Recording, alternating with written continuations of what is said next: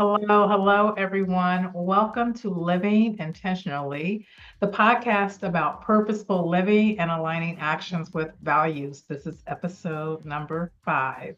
I'm your host, Sandra Lee Branch, and each week we'll explore stories, strategies, and insights to inspire intentional living, passion, and embracing your unique journey. Let's discover the tools and motivation to live a life a purpose, one intentional step at a time. Today, we have with us my special guest, and actually my first cousin as well, Robert Parkey. Robert is the founder and owner of RP3 PhotoWorks, and you can find him on IG and Facebook. He's a professionally yet bold, imaginative, creative photographer.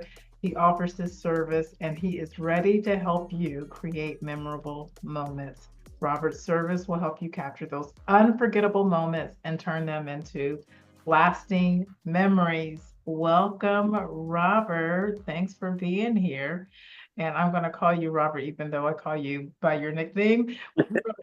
Sick professional here. But I want to thank you for being here. Thanks for saying yes. And I want to talk about your background because you have a very interesting background and you've been doing this for a number of years. I know this, but share a little bit about your photography background and what inspired you to pick up a camera and then turn that into a career. Wow. It all started in grade school, actually. I did everything imaginable in those formative years. I painted, I sculpted, I drew a lot, did a lot of things. And I was that kid in school that I guess I was kind of like the art teacher's favorite. I fell into that category. And so anytime a major school play was about to come about, I was tasked with the idea of designing sets and building things. And it was fun because it got me out of class. It was really interesting because a lot of people kids at the time would tease me about, oh, you're the teacher's pet. You're the teacher's I'm like, hey, hey, I can't help it, man. It's just something that I can do. But I was always known as Parky, that artist. Yeah. And so before graduating, the last year of high school, I got a horrible grade from uh, one of my art teachers. And he and I didn't exactly see eye to eye on what was art and my artistic expression. And so I decided as last year of high school, I would take a photography class because I just wanted to do something different.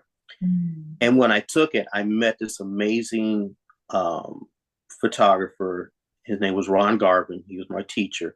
And he was the coolest guy I'd ever met. I just never imagined the way he was and the artistic expression that he was able to create with photography. And he made such a lasting impression on me. Probably the most influential person creatively that had really touched me. And I kind of flash forward to some of the things that I do and some of the things that I like, all came from his influence. Hmm. And photography was one of the biggest influences. He also gave me advice on people that no one had ever gave me before. And I apply that to this very day. Oh, Um, do share. Do share. What one piece of advice did he give you about people? well, he always said that don't let people get to you Hmm. in regards to your work. Yeah, And he said, if it's good to you, that's all that matters. The rest falls away. that's And great advice. yeah, and he was an awesome teacher. He really was. Um, and from there, I decided to go to one of the local colleges, Sinclair, and take up photography there. And before I knew it, the photography instructor there liked my work enough to let me start instructing classes. So I was instructing, and this is back in the film days. So, it was a long time ago. So I was instructing introductory to black and white 1 and 2. I was slowly getting into color at the time. And so I was learning and teaching all at the same time. And that was something, a role that I never saw myself as being a teacher. That was just weird to me. To me, it was just me telling people what to do. Yeah. I never saw myself in the role as being a teacher, an instructor, or even a leader. And I didn't discover that until years later when I was just doing these things. And somebody said, "You know what, dude, you're a teacher." And I'm like, "Get out of here." And he's like, "No, no, I learned a lot from you." And I was like, "Really?" He's like, "Yeah." And so it kind of blew my mind, and I never accepted that role. I just did what I thought you were supposed to do, just like Yeah. you help your fellow artists, and that's Yeah. what we all learn from each other. Yeah. I think that's fantastic because when you teach, then you have to learn it twice, right? Mm-hmm. I don't know if you remember the movie with, oh gosh, DiCaprio, Catch Me If You Can. Oh yeah, yeah. Yeah. Okay. So remember this, it was a true story. Mm-hmm. And one of the things when he finally got caught, because I think he like impersonated a doctor, he impersonated like a physics Mm-hmm. Yeah, professor, um, airline pilot, where he was like getting on the plane and catching these flights for free. yeah. I said I was going to go back and watch the movie because it's been a really long time. But Mm-hmm. he was asked, "What made you think that you could be a teacher?" And he said, "I just had to stay one chapter ahead." And so, one chapter ahead of the students. Literally, that's really true in real life. You are at least one chapter, two chapters, three chapters ahead of someone else who's still trying to learn what you're doing. I know when I teach, I taught HR for several years, and even though I do it, it's not theory that I'm teaching. And because you were a photographer and you're still doing it, and then you're teaching somebody, you're not teaching people theory, you're teaching from experience. And I think that's the difference. But you still learn when you teach. You have to learn it first for yourself, and then when you're teaching it, you're learning it again. I think that's fascinating. Mm-hmm. You talked about your mentor, Mr. Ron Garvin. Who else influenced your growth as a photographer? Um, I would say it was definitely a lot of artists that I discovered um, while I was at St. Clair Community College. Um, I had studied a lot of photographers' work, and that's pretty much how I started understanding the nature of light. Mhm. Um, One thing I had also discovered about photography and art in general, you had two sets of thinking. You had on one side you had the fine art, and then one side you had the commercial. Mhm. And you either had to make a decision on which one you wanted to be, or you could straddle both. But there was always this push and pull, or I guess you could say a yin and yang when it comes to photography.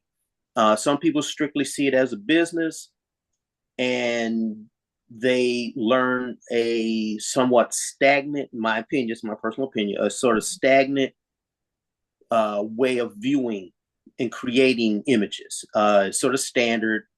There's not much creativity put into it, but it hits all the critical points of creating a key image, a beautiful image, or a perfect image. And then you have the artistic side where you see a lot more creativeness, angles, different lighting, willing to take chances. Um, there were a bunch of photographers that taught me, and what I was able to learn when I was at Sinclair was I was able to expose myself to local photographers all over Dayton. Um, One photographer in particular was Robert Hawk.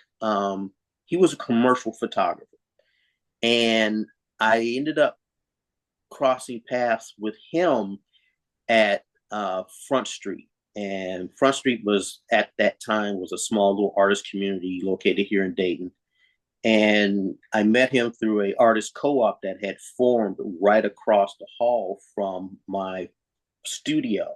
At that time, I had just purchased a studio, and I was looking to use that studio to create some work and do different things.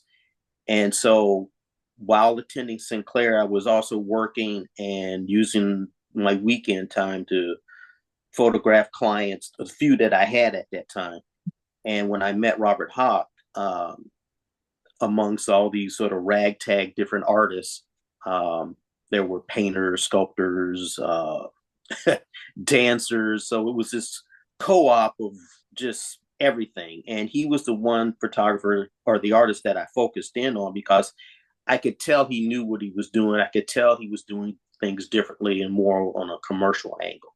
So I wanted to learn that because for years I had always learned the art, some of the artistic freelance type stuff, but I wanted to learn some discipline, and that's where I learned my discipline in regards to not only taking the pictures but dealing with clients, being professional, and I mean throughout. And I learned a lot of that from working with him.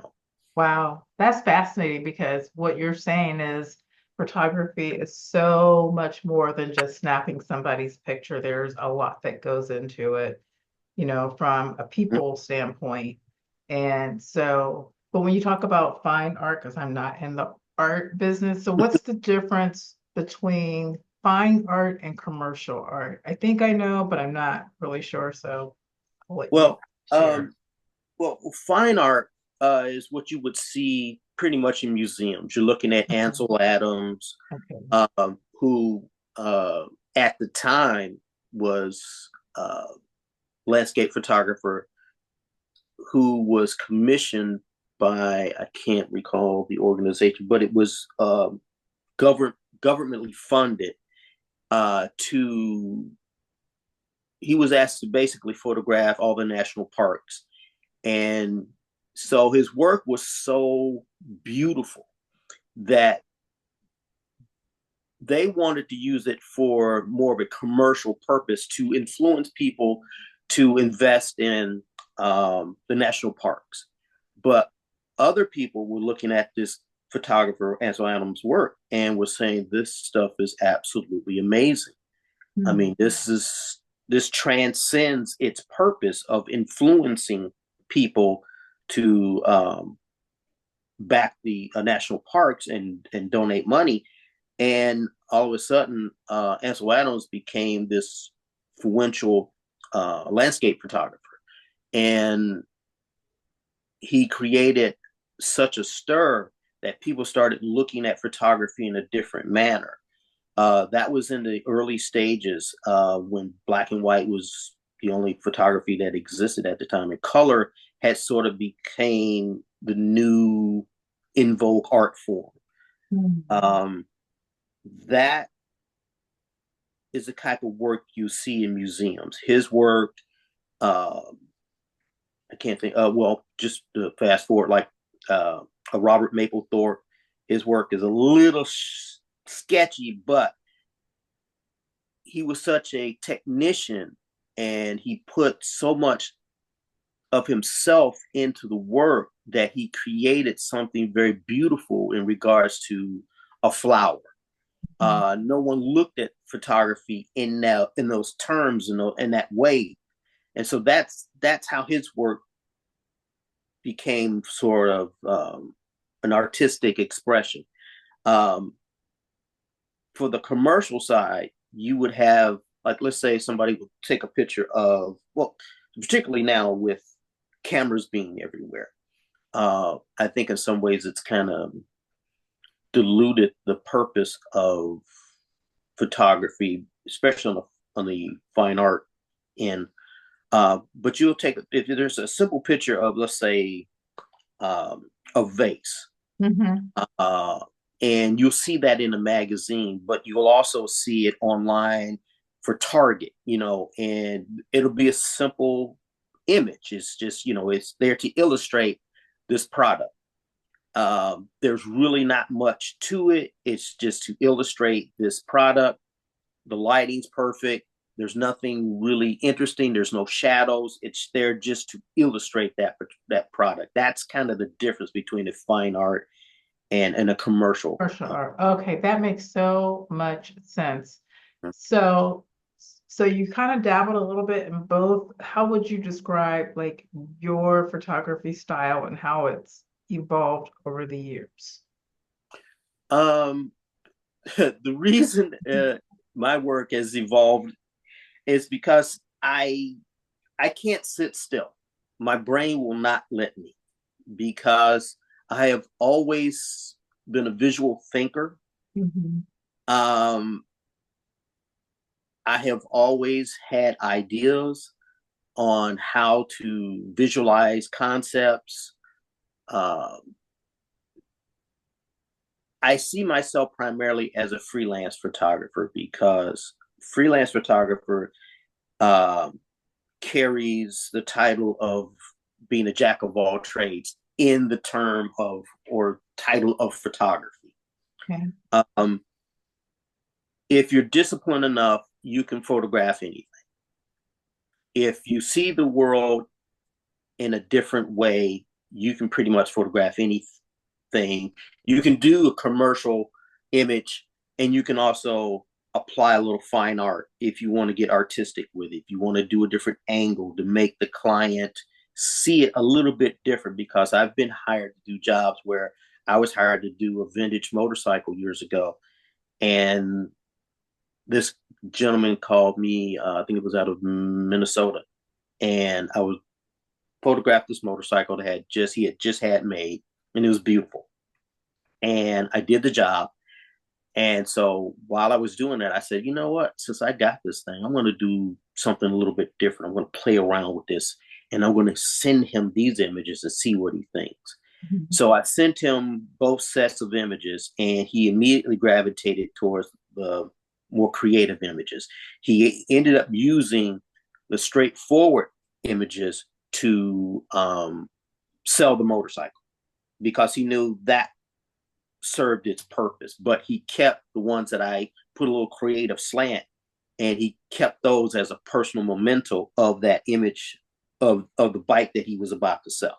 So I ended up fulfilling two needs that he really didn't know he actually needed, you know? Right. That's So, fascinating. Yeah. yes, I was able to kind of throw that in. I tend to do that a lot when I try to give a client just a little bit more than what they expect. Mm-hmm. And that's always been something that I've been able to kind of shine with and make the client happy. Over delivery. Yeah, Over delivery. yeah. So you talked about like all the different types of photography, and I know you do portraits as well. Which is your favorite? So a couple of questions. Which is your favorite? And then how do you balance that technical skill with your artistic vision that you talked about? Um, with portraiture, which is actually one of my first loves in photography has been portraiture. Um, I'm fascinated by the human face. Mhm. Uh, I've always been fascinated by the curvature, the shape of people's faces, and how many varieties and nuances and certain things that people have about their face, their presentation, how they present themselves. And I try to focus in on angle, what light would make them look interesting, um, be it male or female. Um, I don't want to. I'm just kind of floating off on my. I forgot your question Oh, here. no, you're answering my question. What's your favorite type? And you're talking about like the portraits and the fascination with the curvatures of people's faces. And then how do you balance like your technical skill with your artistic vision? Okay. Well, the technical part of it, like I said, I studied a lot. I spent a majority of my photography time in learning. I learned it predominantly from books. Hmm. And my instructors were good, but their instructions were somewhat limited. And Hmm. so I was able to learn from experience with working with other photographers, but predominantly my skills and how I learned to look at light came from going to the library. Um, the local library was very, very important to me because it allowed me to discover photographers that I didn't know existed. And Hmm. I would go to the local library and just sit on the floor and just go through every single book that fascinated. I would look at books that I didn't even know anything about the photographer. I was just like, okay, well, who is this? And I would look at their work and I would study it. And that's how I kind of became a freelance photographer because I was getting all these influences from street photographers, portraiture, commercial photographers, things of that nature. So I was always fascinated by all of that. And the technique that I learned from these guys, I applied to portraiture. One of the biggest influences as far as with portraiture came from, I got something, just I have visuals. A photographer named George Harrell. I Huh. have this book because this book was the first book of his work that I had ever seen as a kid. And I saw this book and I was just absolutely amazed. I didn't know photography could be this beautiful. And I mean, I as a kid, I understood Renoir and all these other artists. And when I got into photography, I realized that photography could be just as beautiful as a painting. And Mhm. this photographer was the one that influenced me the most. Wow. Wow. Harrell. Yeah. Yeah. Yeah. What's been your most challenging piece? Because you've learned a lot over the years. You've explored like with the fine art and the commercial art and doing the different types of photography. But what's been probably the most challenging shoot you've ever done? Oh, wow. Well, um, the most challenging one was probably where I was commissioned to photograph the entire congregation of a church. And this church was a very, very large church, and it had probably over 200 members in it. And I was commissioned, the job was given to me by another fellow photographer who couldn't do it at the time. And so I go to this church and we discuss, price and everything. And they showed me the history of this church. And this church has been around forever. And they showed me that it had been a tradition that they would do portraits of all the congregation members. And so it was going to be a large formatted image. So I had not been in front of a crowd in a long time, and so the challenge was to light this huge church. So fortunately, I had the equipment to do it. So I set up lights, and I was fortunate enough to get them to allow me to do a test. Mhm. So I moved in my lights in the day before, and again, this is the film era. Mhm. So I purchased a roll of film. I shot the film. I got the film developed, and I studied the light. I figured out what worked and what didn't work because I would move my lights in different areas just to see if I could illuminate this huge hall. This and it was like they had a balcony as well, and it was just people everywhere, and it was over 200 some odd people in this church. And so the day of the shoot, um, I was praying very hard, like, please, equipment. I was like, please don't let my equipment die or batteries die or anything. But I was pretty. One thing I learned from my friend Robert was that you always triple and double check your equipment, and that's what I did that day.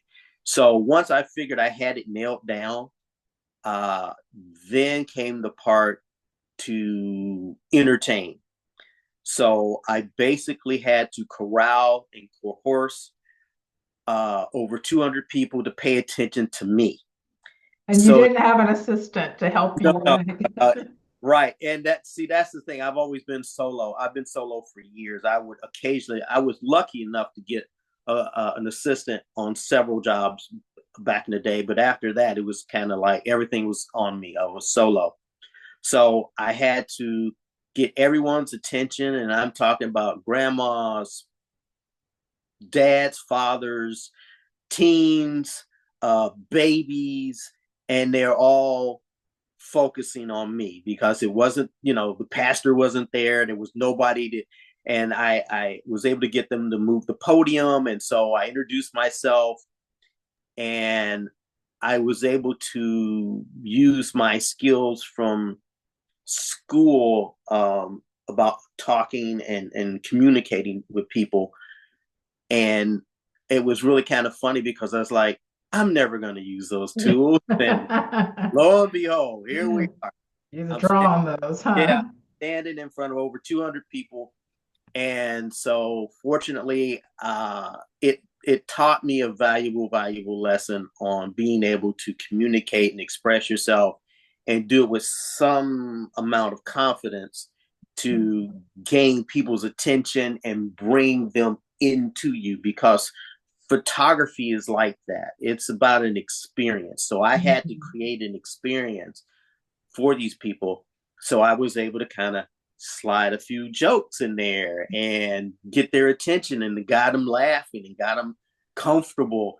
And, I would pick people out and say, hey, I see your eyes are closed. Open your eyes, and even though I really wasn't, but Right, no, I was talking because it's, room of over 200 people. So nobody right. knew I was talking to. And then I had to pay attention to the balcony. So I projected to the balcony. I said, hey, you open your eyes, turn your head to me. I see you over there, and you quit picking your nose. So I was Making it fun. exactly, Yeah, exactly. So I turned that little performance, and that while I was doing that, yeah. I was busy taking pictures, and no one knew. Oh, that's awesome. That's awesome. Yeah, and I pulled that off, and that's when I realized I'm like, hey, I'm pretty good at this. Yeah. Yeah. you So what did they think about the pictures after you took the pictures? What was oh, the oh, outcome? they loved it. It's still hanging up in the church right now. Oh, that's great. That's gotta feel good when you go back to these places and you see your work I mean, it's evergreen, right? It's there forever. Yes. So you talked about your equipment and equipment has changed. You talked about film. What's your go-to piece of equipment that you rely on now? Because I know there's been a lot of transition and your thoughts about that. Oh wow. Yeah, back when I was shooting film, just before digital had dominated the field, I had quit photography just before that. So I Hmm. was out of the game, so to speak, for probably about 5 years. And because at that time my life had changed and I was going a different direction. So I stepped away from photography. And then again, life took another change. And so I said, well, if I'm going to get back into this, I'm going to do my homework and find out what digital is all about. So I did my homework as usual, and I studied and I talked to people and I read a lot of reviews and stuff. So I said, well, you know what? This is going to give me an opportunity to start all over again as a beginner because Hmm. it changed. The whole game completely changed. So I had to re-educate myself on something that I thought I had already knew, and uh, all that knowledge still applied. It's I just was that gonna say you didn't lose everything, right? I mean, still some of it is applicable. Oh yeah, yeah, Yeah. definitely. But back in those days, it was like, it was such a new thing. And so I realized, like, oh, well, this is not that different than what I was doing before. It's just the tools. Hmm. Mm, yeah. So it was a slight adjustment, and it took time. And and I'm still learning. And that's one thing I love about photography, is that you're always learning. Hmm. Never really truly say you know everything. Uh, Mm. that you will constantly be learning a different aspect of photography because it encompasses so many things, not just down to the technical aspects, but uh, a human aspect. You have to change everything. I mean, well, just for example, um, the onslaught of learning social media. I was going Um, to ask you how social media AI is making an impact on the photography industry. Are you seeing that? Are you feeling it? uh, Again, it's funny. I just had a conversation with a fellow artist about that very thing, and he and I came to the same agreement: is that it's just another tool. Yeah. It's just another tool that people were afraid of it, and if you're a photographer, your eye is so trained that you can tell whether or not something has been manipulated or completely created from scratch, Hmm. because you see it immediately. It's the untrained eye that has issues with it more than anything else. Um, AI is not a threat to photography, because AI wouldn't exist without the work that was created before. Right. And you're creating experiences. Not it is about the pictures, but it's more than just the photography. It's really about the experience and Right. the organic output of what you Mhm. provide. And AI can't do that. It maybe can help you, but it Right. can't do what you do as a human being. Exactly. It's somewhat of an the human experience can't be replaced. Yeah. It just can't. Um, that interaction is important. That's why clients come to a photographer. It's about the experience Yeah. of doing something and being able to capture that moment.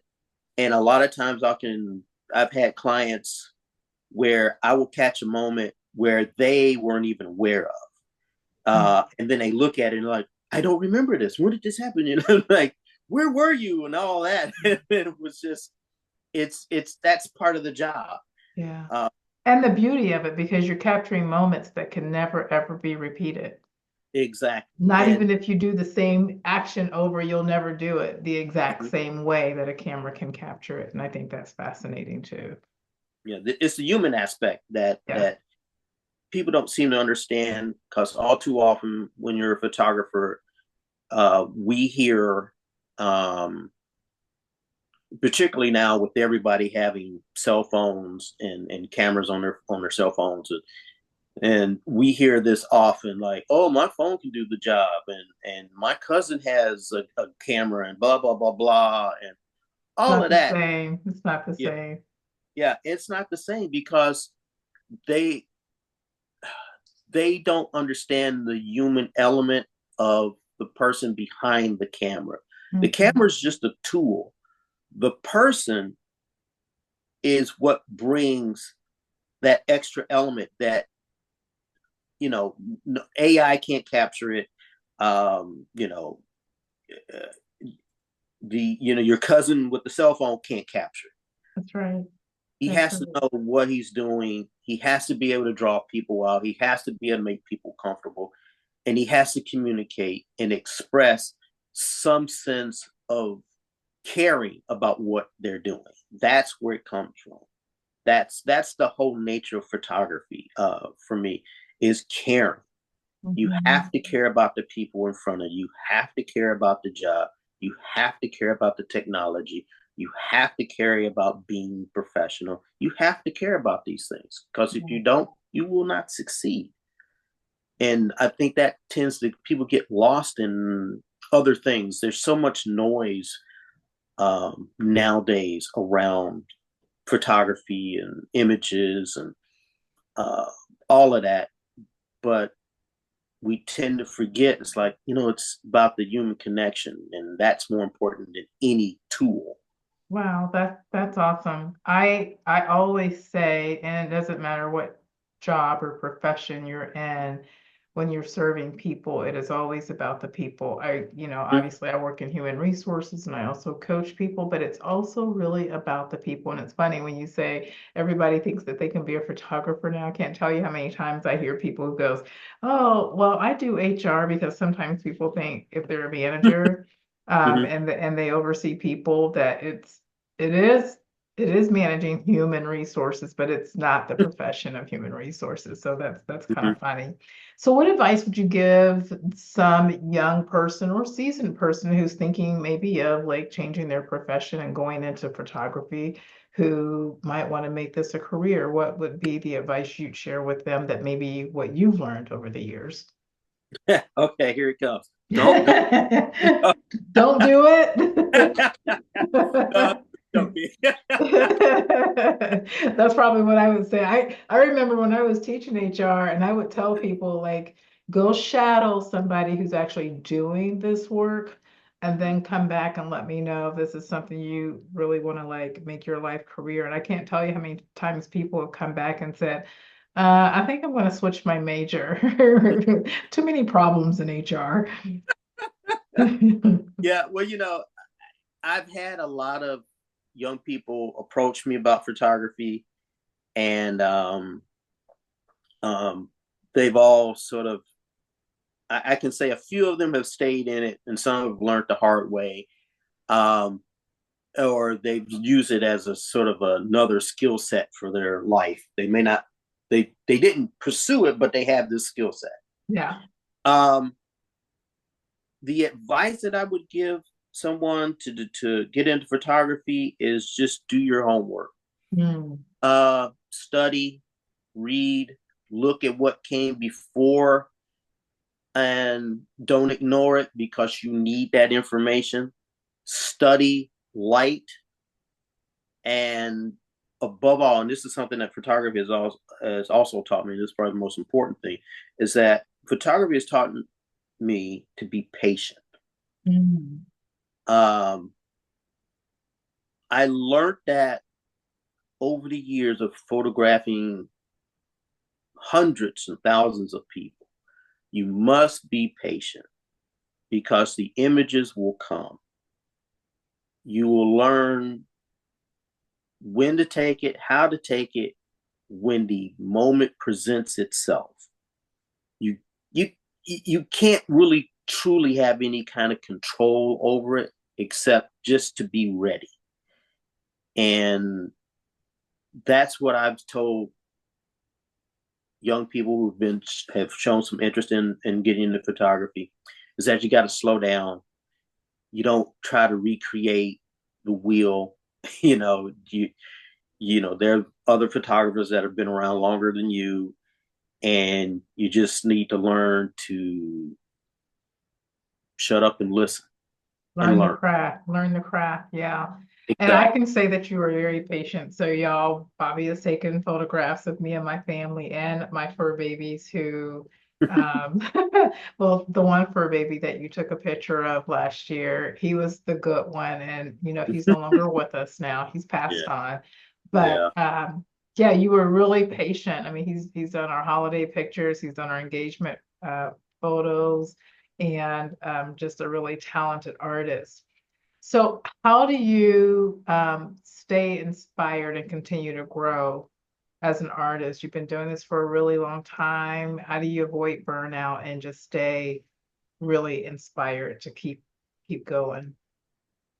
um I the influence, well, I don't get burned out. I guess you get, well, frustrated, yes, but not burnt out. Not burned out. Yeah. That's good to know. Um, and that comes frustration comes with every artist, and it doesn't matter what form it happens to you. Mhm. Artist happens to practice in, um, because as artists we tend to get in our own way, And that happens. We all go through certain levels of ups and downs, and depression, and highs and lows. And the saving grace has always been the art. You practice, and you get better. Um, that's what will get you through. And that's always what's gotten me through, no matter what, whether I have good times, bad times, lows, highs. Um, to me, the most consistent thing is just working. The work is more important than anything else because it will pull you out of the darkness. The influence comes from everything around you, nature. For a photographer, it will always be light. We chase light all the time. We look for Wow. it. We look for it. We chase it. We look for the shadows.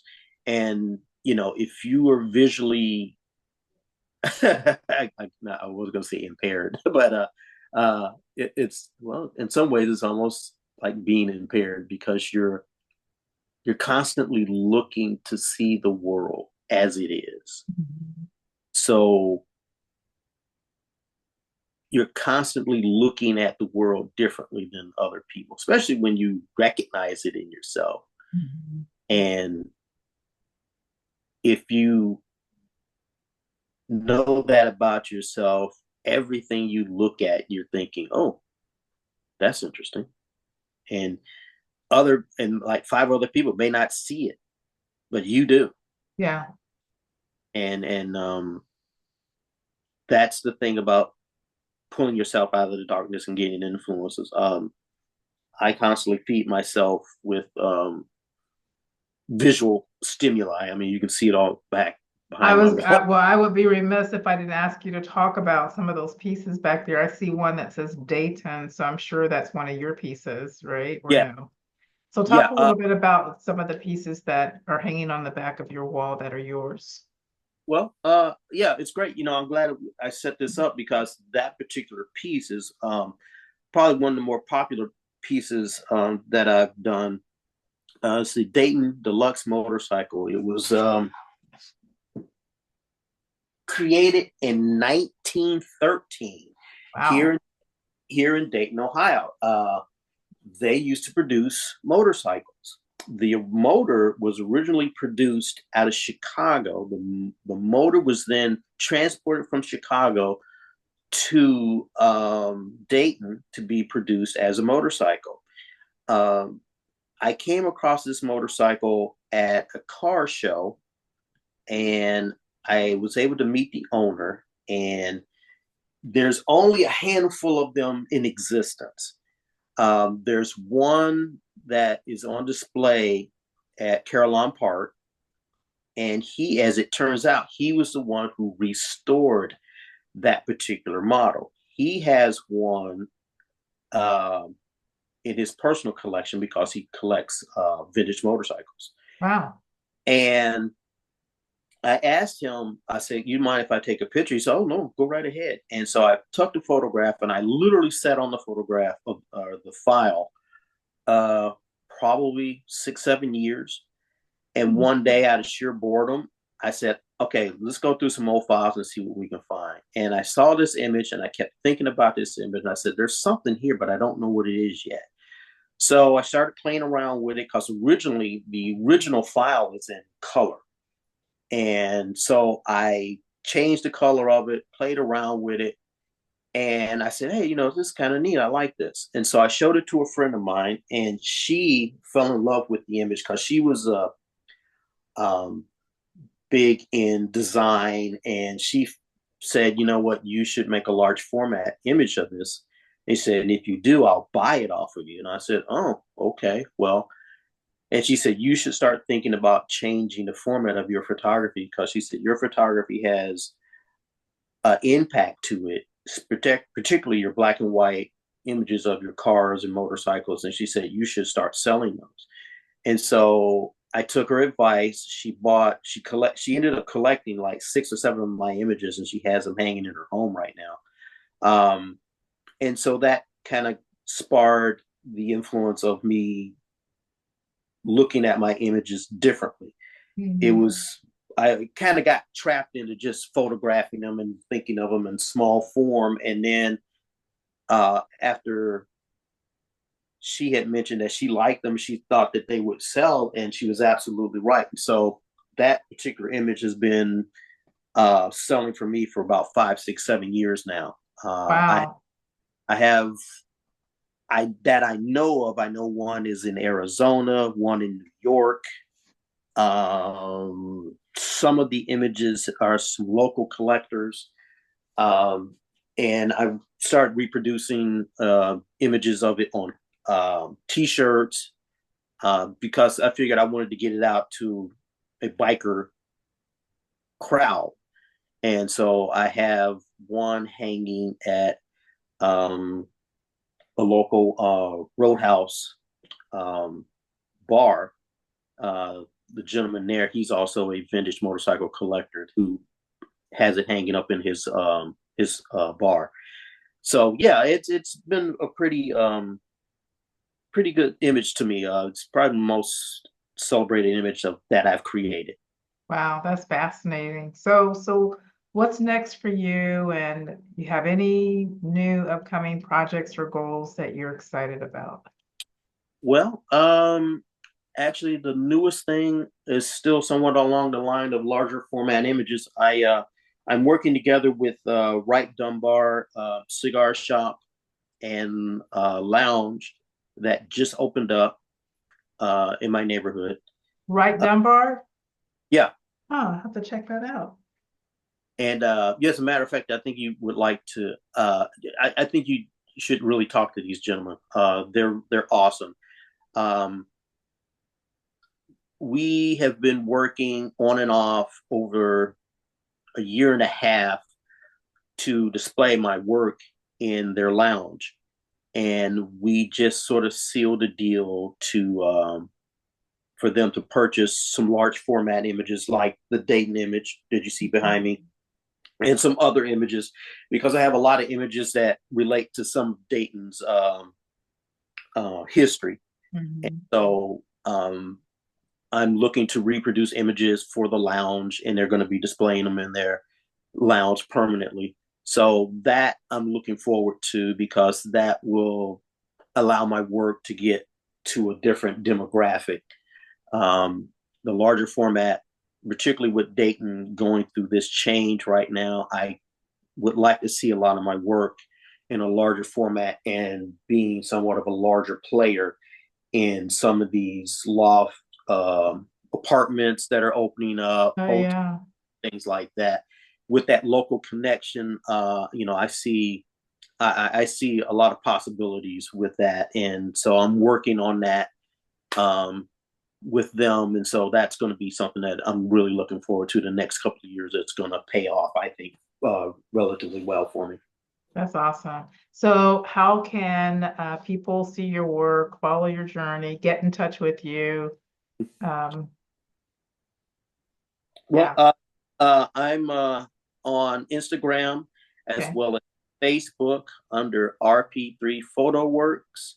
Um, those are two main places that you can follow my work. I post regularly on Instagram under Okay. RP3 Photo Works. It's Uh, R, like the letter R, P is in Paul, and then the number three, correct, correct. photo. So Photo, R, okay. And it's the same on Instagram and Facebook. yes, correct. Okay, awesome, awesome. And I'll also put it in the show notes too. RP3 Photo Works Hmm. and Instagram and Facebook, and they can get in touch with you there. Yes. Okay, that's awesome. What's one last piece of advice or a mantra that guides your life and your career? Um, well, I touched on it earlier. Be patient. Be patient. Yeah, be patient Yeah. and In a world that lives in a microwave control. I mean, we want is it now. We yeah, want it yesterday. instant gratification only gets you what I would consider inferior work and results. Yeah. It has no depth to it, and you want your work to last. You want it to outlive you because every artist, and I think this is something that I kind of stumbled upon on thinking about things in regards to art and artists. We are constantly chasing immortality. And that's what we want. We want our work to outlive us, to outlast us, Okay. to say, Yeah. I was here. To I be was, evergreen. Yeah. To be evergreen. Yeah. yeah, yeah. And that's what we do. That's what we're doing. We don't openly say it or think it, but that's what we truly do. We want to say this is what I create and it matters to me Yeah. and it matters to you. That's why people write books. That's why people sing songs. If you think about like all of the artists who Oh have yeah. passed on, Michael Jackson, you think of Whitney Houston, you think of Oh, Luther Vandross, all of their songs we still listen to. Mays, who just recently passed, we still yeah. listen to their songs, even though they are long gone. It's the reason why we do podcasts, right? All of these things will become evergreen Mm-hmm. after we're long gone. And so, um, I think it's fascinating. I think your work is fascinating. I'm fascinated by photography, just the ability for some device to be able to capture and pick up an image, and then you have it for a lifetime. Any closing words for our audience? Ah,